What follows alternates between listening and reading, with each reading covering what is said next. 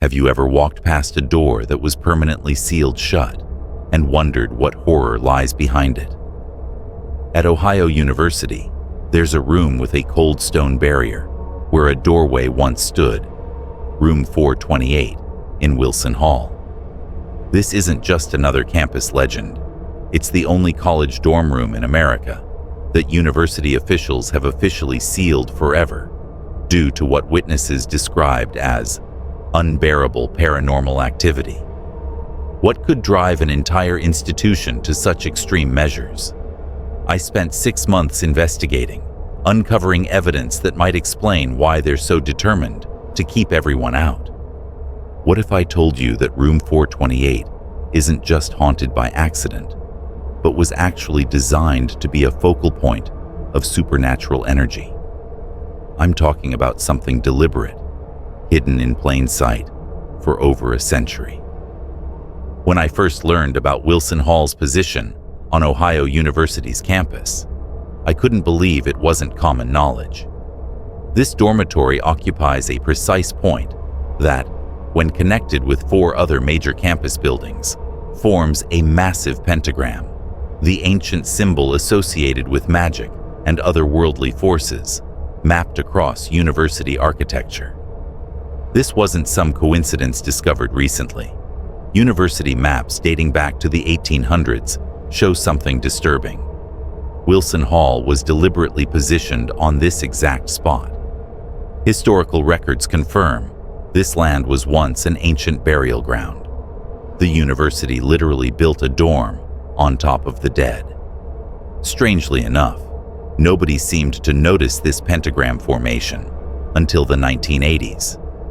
A geography professor was reviewing aerial photographs of the campus when he spotted something that made him drop his coffee.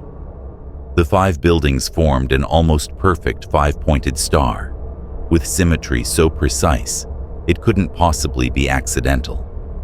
When he brought this to university officials, they tried to dismiss it as a coincidence, but the evidence was undeniable. What makes this even more unsettling is that Native American oral histories had been warning about this land for generations. Tribal elders specifically cautioned settlers against disturbing certain areas around what would later become Ohio University. They described dangerous spiritual energies that should remain undisturbed, warnings that clearly went unheeded. I've seen the geological survey reports myself. Wilson Hall sits at a unique intersection of unusual electromagnetic fields. Paranormal researchers have documented these anomalies, suggesting they create perfect conditions for supernatural manifestations, like charging stations for spirits. Some electromagnetic readings within the building fluctuate without explanation, especially around room 428. Room 428 isn't randomly haunted. It sits at the exact center point of Wilson Hall, positioned directly above what ground-penetrating radar suggests might be a mass grave. The university has never authorized a full excavation, and I understand why they might be reluctant to dig up what's underneath. Former groundskeepers shared something fascinating. Plants refuse to grow in certain patterns around Wilson Hall. These unnatural bare spots, when viewed from above, roughly outline the pentagram. Despite trying everything, nothing takes root in those specific areas. So what does this mean for room 428? It functions as a cosmic beacon, built at the precise convergence point of supernatural energy lines that form this pentagram across campus. Like standing at the focal point where 5 massive energy beams all converge in one tiny dorm room. Energy draws to energy, and room 428 remained relatively dormant until it found its perfect conductor. In 1976, a sophomore named Michael Jenkins unknowingly became the catalyst that would transform this supernatural amplifier into something far more sinister. The university records officially labeled his death as suicide, but I've spent months tracking down those who were there when it happened. The story they tell paints a much darker picture. Michael wasn't like most students. His roommate, David Keller, described him as brilliant but private when I interviewed him in his dimly lit living room, his hands trembling slightly. What makes this conversation significant is that David has refused to speak about that night for over 40 years. According to him, Michael began changing about 3 weeks before his death. At first, it was small things, David told me. He'd wake up at exactly 3:28 every morning and stare at the wall. Then he started speaking. Not gibberish exactly, but definitely not English. I recorded some of it once on my cassette player because it freaked me out so much. That recording, preserved all these years, revealed something unsettling. Linguistics professors identified elements of ancient Greek and a Native American dialect extinct in the region for centuries, languages Michael had no knowledge of. This linguistic mystery coincided with the strange symbols he began etching into the walls, arranged in circular patterns that resembled protective wards, according to Dr. Eleanor Harris, a professor of ancient symbolism. Michael's journal, which his sister reluctantly shared with me, becomes increasingly disturbing. An entry from October 12, 1976 reads, "Something watches from the corner when I try to sleep. Not always in the same corner. It shifts when I look directly at it. The voices are getting louder. They're coming through the walls now, not just in my dreams." His final entry, dated October 19th, simply states, "It's not letting me leave." The next morning, campus security found Michael's body. James Monroe, one of the responding officers who recently broke his silence, explained, "What we found in that room, it wasn't consistent with suicide. The furniture was arranged in this perfect geometric pattern. And the temperature, I've never felt cold like that before or since." Building maintenance logs confirmed the room registered 15 to 20 degrees colder than adjacent rooms, despite functioning heating. Bill Hatcher, the maintenance worker first on the scene, described what he found as impossible. The bed was balanced perfectly on one leg in the center of the room. Physics doesn't work that way.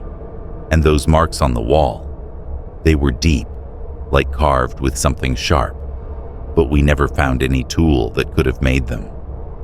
Those strange markings that appeared without tools after Michael's death were puzzling. But what happened to the students who later occupied room 428 defies rational explanation.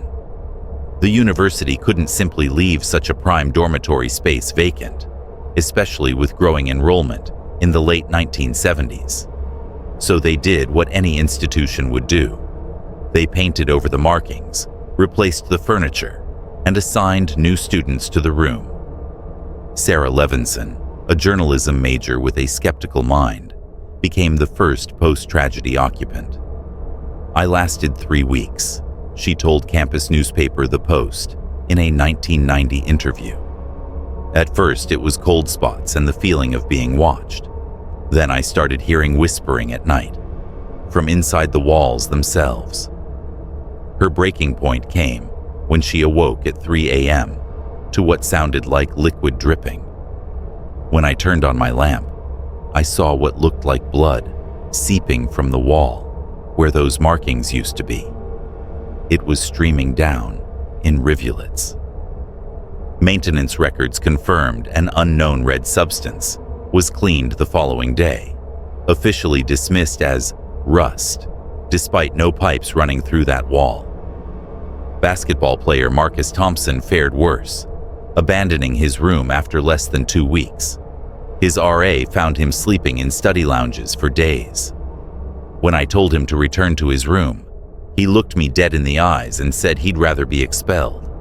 And this was a scholarship athlete with everything to lose.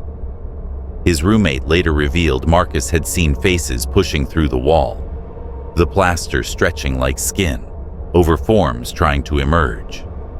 Between 1978 and 1985, 17 different students cycled through room 428, none staying longer than 5 weeks.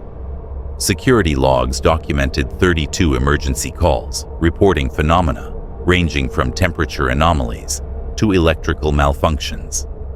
Officer Patricia Dunbar noted sulfuric odors that dissipate upon investigation and unexplainable cold spots in multiple reports. Physics professor Dr. Raymond Chen placed recording equipment in the empty room in 1982. "What we captured defies conventional explanation," he stated. There were voices recorded when the room was verifiably empty. Language experts identified phrases in ancient Greek, the same dialect from Michael's final moments, including one that translated to, "We are many beneath." The room's physical manifestations persisted like supernatural erosion. Room 428's door required replacement 7 times, with strange scratches appearing overnight that formed patterns resembling screaming faces. "We've installed everything from metal-reinforced doors to solid oak," noted maintenance head Carl Wilson. "The scratches always return, deeper each time." After student Emily Chen was found catatonic outside her room in 1984, clinical psychologist Dr. Margaret Vesey evaluated the students. Her later released confidential report concluded, "These students are experiencing genuine psychological trauma from environmental stimuli I cannot identify. This is not mass hysteria or attention-seeking behavior." The shadows of Wilson Hall still linger today, especially when you look up at what should be room 428. The university literally erased it from existence, bricking over the window and sealing the entrance behind a false wall. I find it chilling that an accredited educational institution went to such extreme lengths. I stood there last week, staring at that bricked window. The maintenance staff won't even approach that section after dark.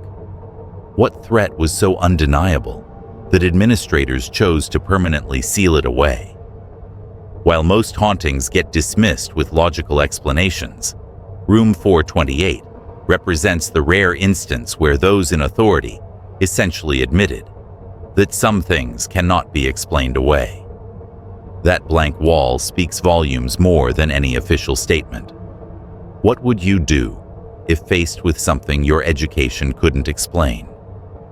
Share your thoughts below.